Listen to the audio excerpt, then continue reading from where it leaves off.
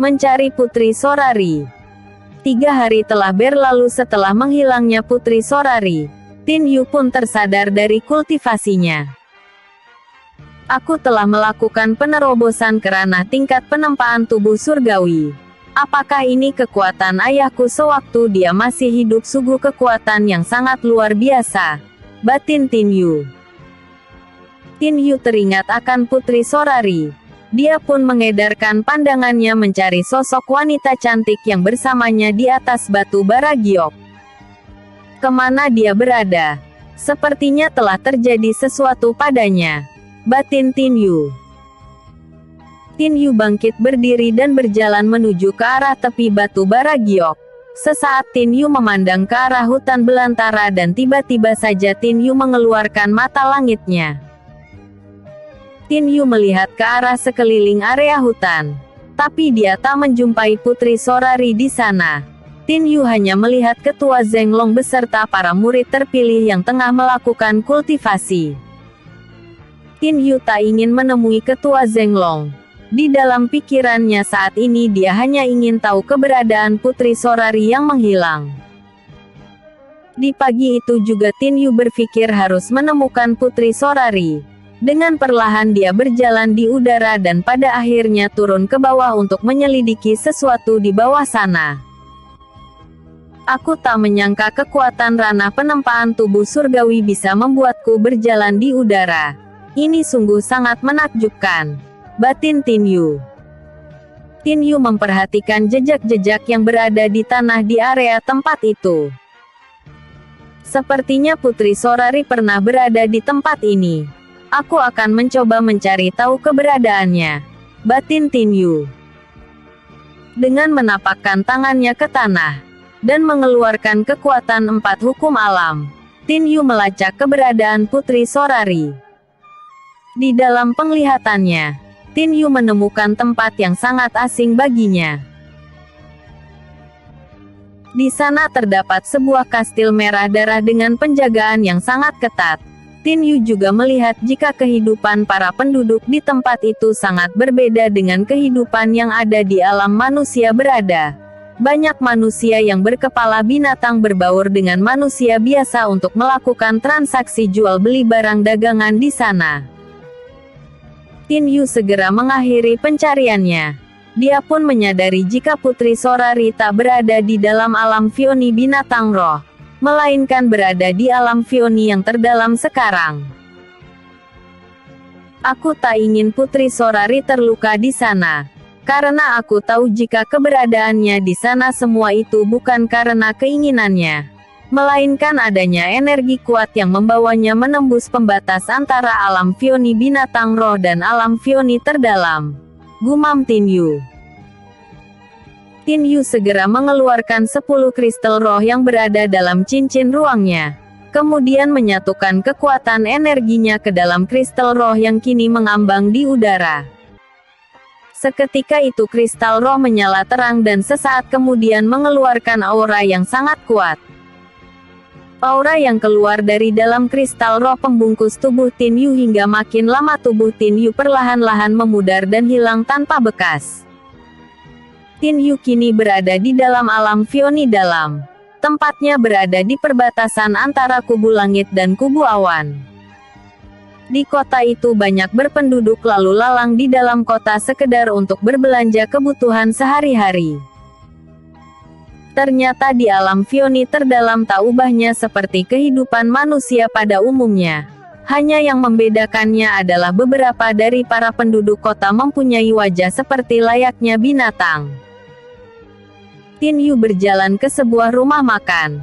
Selain ingin mencari tahu situasi di tempat itu, dia juga ingin mengetahui keberadaan kastil merah darah yang dilihatnya dalam sebuah penglihatannya. Di rumah makan itu orang-orang membicarakan tentang munculnya harta karun di reruntuhan kuburan para dewa. Namun segel pelindung yang membungkus wilayah itu sampai saat ini belum terbuka, dan akan terbuka antara 2-3 hari ke depan. Semua yang ada di tempat itu juga membicarakan tentang kekejaman orang-orang kastil iblis merah. Sebutan kastil merah darah yang dilihat oleh Tin Yu yang telah memperluas area kekuasaannya dengan secara mempersempit area kekuasaan pohon orji tempat para kubu langit berada. Di kubu langit terdapat pohon raksasa yang menjulang tinggi ke langit, yang memiliki arai pelindung di sekitarnya yang membuat pohon itu berlindung dari berbagai macam ancaman dan kehancuran yang diberikan oleh para kubu awan yang dipimpin oleh penguasa kastil iblis darah. Para kubu langit menjadikan pohon orji sebagai pelindung sekaligus pohon kehidupan bagi mereka. Karena pohon orji selain sebagai simbol kehidupan, pohon itu juga mampu memberikan kekuatan, penyembuhan, perlindungan serta masih banyak hal yang sangat dibutuhkan bagi kubu langit. Tapi sayang keadaan pohon orji sekarang tak seperti dulu. Terlihat pohon itu layu dan hampir mati. Hal itu membuat kubu awan semakin berani memasuki wilayah kekuasaan kubu langit sedikit demi sedikit. Tin Yu baru menyadari jika di tempatnya sekarang merupakan bagian dari area netral antara dua kubu. Dan ini memberi kesempatan bagi Tin Yu untuk mencari tahu tentang kastil iblis darah tempat keberadaan Putri Sorari di sekap. Tin Yu melihat adanya binatang roh yang telah berevolusi menjadi manusia yang biasa disebut Ok, masuk ke dalam rumah makan dengan gaya arogan. Mereka memesan makanan mewah di tempat itu, sambil memperlihatkan wajah bengis mereka semua kepada pengunjung rumah makan. Tin Yu yang berada dekat dengan kelima orang tersebut, tetap tenang dan tak memperlihatkan rasa takut seperti halnya para pengunjung yang lain. Hal itu membuat salah satu Ok melirik ke arahnya. "Anak muda, aku ingin kau duduk bersama kami. Karena kami ingin kau menjadi pelayan kami selama kami makan di sini," perintah salah satu Ok. Tin Yu tak menggubris perkataan Ok tersebut. Dia tetap memilih untuk menikmati makannya. "Kurang ajar. Berani sekali kau tak mengindahkan perkataanku, maka matilah kau," ucap Ok tersebut. Ok yang geram langsung menghantamkan tinjunya ke arah Tin Yu. Maka keluarlah selarik sinar berwarna putih yang menuju ke arah Tin Yu berada. Dengan cepat Tin Yu mengibaskan tangannya. Maka sinar itu pun menghilang dan tak lama kemudian terjadi ledakan di luar rumah makan, jauh daripada keramaian penduduk kota. Kelima Ok menyadari jika anak muda yang tengah duduk santai makan makanan yang telah dipesannya bukanlah kultivator sembarangan. Dengan cepat mereka berlima mengurung Tin Yu dengan masing-masing orang memegang golok di tangannya. Bersambung. Kastil Iblis Darah. Tin Yu sama sekali tak merasa takut dengan adanya 5 orang Ok yang tengah mengepungnya. Dia tetap tenang dan terus menikmati makanannya. Hingga saat salah seorang dari Ok menyerangnya, Tin Yu dengan cepat melakukan pergerakan. Tubuh Tin Yu tiba-tiba saja menghilang dan crash. Tubuh kelima Ok tiba-tiba saja sempoyongan. Mereka semua memegangi lehernya yang mengeluarkan darah. Terlihat Tin Yu telah berdiri di tempat itu dengan belati merah darah yang berada di dalam genggaman tangannya. Semua orang yang berada di tempat itu begitu sangat terkejut. Mereka tak menyangka jika anak muda yang tampak biasa-biasa saja ternyata seorang kultivator kuat. Setelah kelima Ok itu mati, Tin Yu segera mengambil cincin penyimpanan mereka. Karena Tin Yu tahu jika cincin penyimpanan mereka merupakan harta yang berharga di alam dunia. Tak kusangka cincin penyimpanan banyak terdapat di alam Vioni. Bagus, aku akan mendapatkan benda berharga itu lebih banyak lagi dan akan kuberikan kepada semua teman-temanku saat berada di alam dunia kembali. Batin Tin Yu. Tin Yu membayar makanannya dengan menggunakan batu roh. Kemudian pergi meninggalkan rumah makan itu. Baru saja Tin Yu melangkah tak jauh meninggalkan rumah makan, tiba-tiba saja seorang wanita langsung menghadang langkahnya. Wanita itu berjalan mendekati Tin Yu dengan senyum menggoda ke arahnya. Tak kusangka di tempat ini ada seorang manusia tampan yang telah membunuh para Ok. Dan atas apa yang telah kau lakukan itu tentunya kau akan dalam masalah, ucap sang wanita. Semua orang yang melihat kedatangan seorang wanita dengan paras cantik, segera pergi meninggalkan tempat itu karena mereka tak mau terlibat dengan wanita yang berdarah ras murni. Binatang roh berdarah ras murni merupakan binatang roh dengan derajat tertinggi di dalam alam Vioni dalam. Sementara para orc merupakan binatang roh berdarah campuran dan cenderung sebagai pesuruh para binatang ras murni. Aku tak akan membunuh mereka jika mereka tak memprovokasi aku duluan, jawab Tin Yu. Kau pandai berkilah anak muda. Jika kau tak mempunyai niat jahat dan merencanakan pembunuhan padanya, tak mungkin kau merampok mereka dengan mengambil cincin penyimpanan yang ada padanya, bukan? Tanya sang wanita. Maaf Nona, aku tak ingin berdebat dengan Anda. Dan jika Anda masih menghadang jalanku maka jangan salahkan aku jika harus bertindak kasar, ucap Tin Yu. Tin Yu melangkah pergi tanpa memperdulikan sang wanita yang masih menghadang di depan Tin Yu. Namaku Kaylee, ucap wanita itu tiba-tiba. Namaku Tin Yu, ucap Tin Yu tanpa menoleh ke arah wanita cantik itu. Tin Yu terus melanjutkan perjalanannya mengikuti langkah kakinya berjalan, tanpa memperdulikan sang wanita. Semoga kau tak bertemu dengan kedua kakak laki-lakiku karena yang kau bunuh adalah anak buahnya, ucap Kaylee, kemudian dia pun menghilang dari tempat itu. Setelah kepergian wanita ras murni, Tin Yu bingung harus melangkah kemana. Tujuannya untuk mencari kastil iblis merah belum mendapatkan titik terang. Dan pada akhirnya dia berjumpa dengan seorang kakek tua yang tadi terlihat oleh Tin Yu tengah makan di rumah makan yang sama dengannya. Anak muda, tunggu, ucap kakek itu memanggil Tin Yu. Ada apa tetua? Jawab Tin Yu singkat. Aku melihat jika kau bukan orang dari alam Vioni dalam. Dan itu sangat berbahaya padamu anak muda karena aku melihat jika tadi kau telah membunuh para orc. Jika kau terus berada di sini maka kau akan kesusahan karena para binatang roh berdarah murni tak akan melepaskanmu, ucap kakek tua itu. Maksud tetua? Tanya Tin Yu. Para orc tadi merupakan anggota kastil iblis darah. Kau membunuhnya berarti kau telah menyinggung keberadaan kastil darah. Dan wanita yang kau temui tadi merupakan anak petinggi dari kastil darah yang merupakan seorang turunan murni. Aku akan mengajakmu pergi dari sini sebelum para anggota kastil darah datang mencarimu. Aku akan mengajakmu ke tempat dataran langit berada, jawab kakek tua itu. Tin Yu baru menyadari jika kakek tua yang ada di hadapannya merupakan salah seorang dari kubu langit, tempat orang-orang baik yang ada di alam Vioni dalam. Terima kasih atas tawaranmu tetua. Aku sengaja datang ke tempat ini sengaja untuk mencari keberadaan kastil iblis darah. Karena aku mempunyai urusan penting dengan seluruh penghuni kastil iblis darah, ucap Tin Yu. Apakah pemuda ini sudah gila?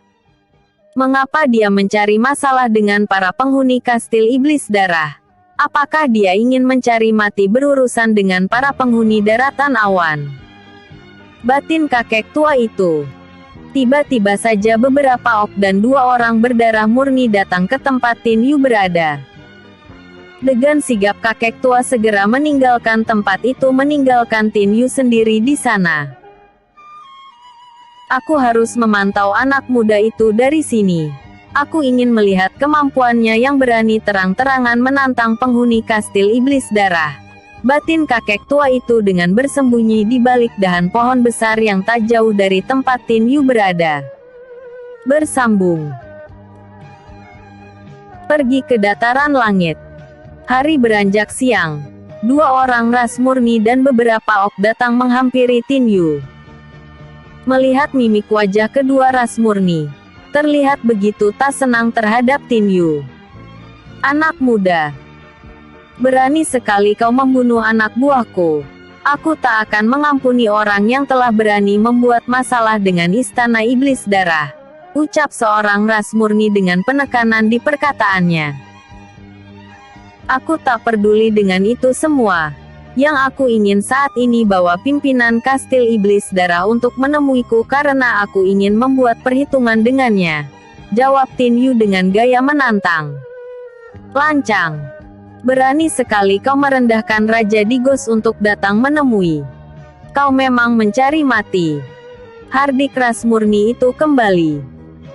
Setelah berkata seperti itu, kedua ras murni beserta para orc yang merupakan anak buahnya langsung menyerang Tin Yu. Tin Yu yang dikeroyok dan diserang dengan bertubi-tubi, sama sekali tak merasa gentar maupun terdesak sedikit pun. Dengan teknik tangan kosong yang dimilikinya, Tin Yu malah berhasil melumpuhkan beberapa orc dan membuatnya mati. Hal itu membuat ras berdarah murni semakin geram terhadap Tin Yu. Kedua ras murni menggabungkan kekuatannya untuk memberikan serangan mendadak pada Tin Yu. Maka terciptalah bola api yang langsung meluncur deras ke arah Tin Yu berada. Melihat adanya serangan bola api yang menuju ke arahnya, Tin Yu segera menghalau serangan itu memakai hukum angin yang dimilikinya. Salah satu kekuatan ilahi yang dimiliki Tin Yu mampu untuk meredam dan membalikkan arah bola api, hingga bola api itu berbalik menyerang ke arah para penghuni Istana Iblis Darah. Serangan bola api itu berhasil membunuh beberapa orc, dan membuat ras murni berjumpalitan di udara dalam menghindari serangan bola api yang telah berbalik arah. Serasa dipermainkan oleh Tin Yu, kedua ras murni merubah diri ke bentuk aslinya, yaitu laba-laba beracun punggung perak. Kedua laba-laba itu menghujani Tin Yu dengan kaki-kakinya yang runcing seperti mata tombak, yang membuat debu-debu berterbangan di udara saat kaki-kaki sang laba-laba menghantam tanah di sekitarnya.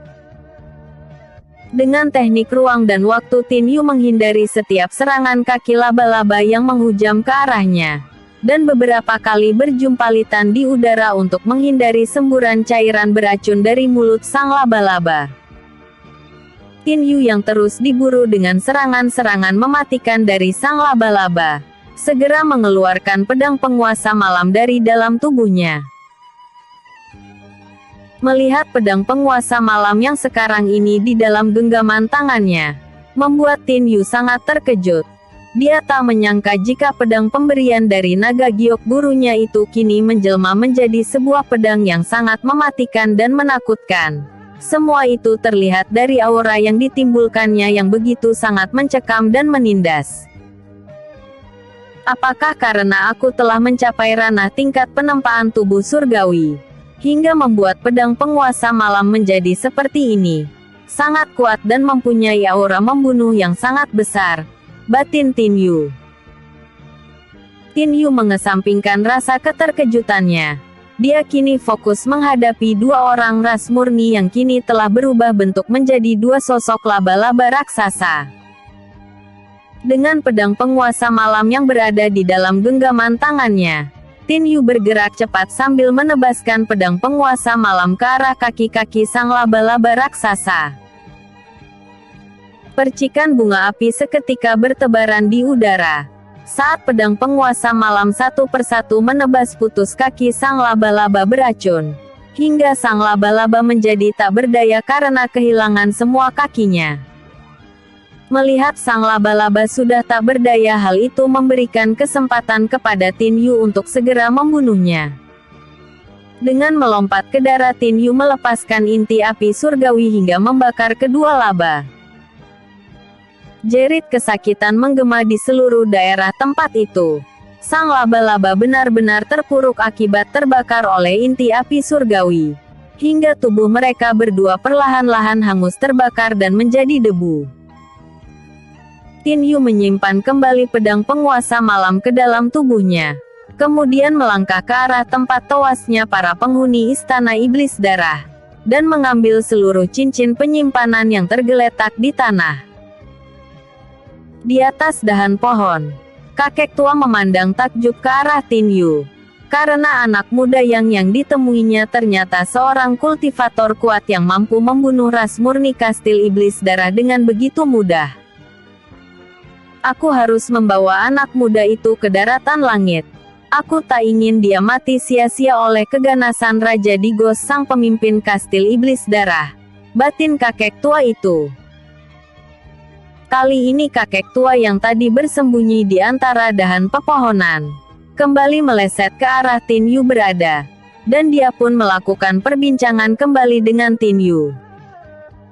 Anak muda, ada baiknya kau pergi ke tempatku terlebih dahulu karena hanya di dataran langit kau akan bisa aman, ucap kakek tua itu.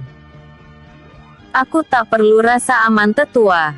Yang aku inginkan saat ini pergi ke kastil iblis darah guna membebaskan temanku yang tertangkap oleh, jawab Tin Yu. Untuk pergi ke sana kau harus mempersiapkan dirimu anak muda. Karena kastil iblis darah bukanlah bangunan biasa. Dia dilindungi oleh aura yang sangat jahat dari mata iblis. Jika kau salah melangkah maka tubuhmu akan terserap oleh mata iblis tersebut hanya hingga habis tak tersisa, ucap kakek tua itu yang memperkenalkan dirinya bernama Tetua Sang Hao. Anak muda, jika kau berkenan mampirlah ke dataran langit tempatku berada. Aku akan membantumu menemukan jalan menuju ke dataran awan tempat kastil iblis darah berada. Kami mempunyai formasi untuk menembus tirai yang menutupi kastil iblis dari pandangan mata, ucap Tetua Sang Hao. Baiklah.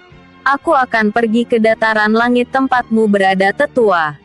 Karena aku benar-benar menginginkan bantuanmu untuk mengetahui keberadaan istana iblis darah berada, jawab Tin Yu.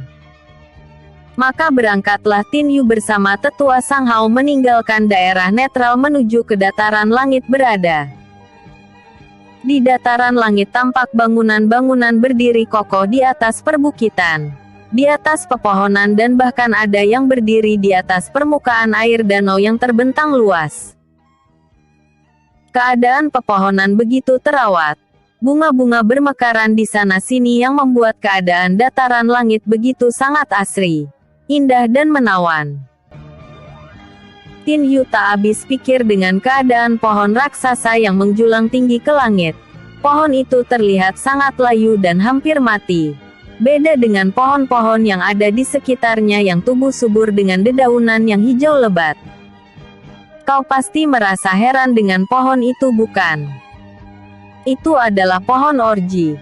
Pohon itu merupakan dewa pelindung bagi kami semua yang berada di dataran langit.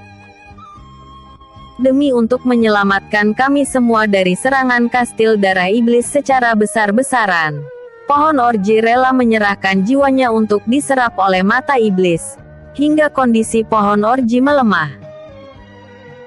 Peristiwa penyerangan kastil iblis darah telah ribuan tahun berlalu yang menyisakan kebencian dan dendam dari kami yang berada di dataran langit. Karena dalam penyerangan itu Raja dan Ratu dataran langit tewas dalam pertempuran kala itu. Tin Yu. Saat ini dataran langit di ujung kehancuran. Karena dalam waktu dekat ini perjanjian yang telah dibuat antara kastil iblis darah dan pohon orji akan segera berakhir. Di mana saat harta karun yang diramalkan datang maka perjanjian itu pun berakhir sehingga kastil iblis darah bisa menyerang kembali ke dataran langit. Ucap Tetua Sang Hao menjelaskan. Bersambung.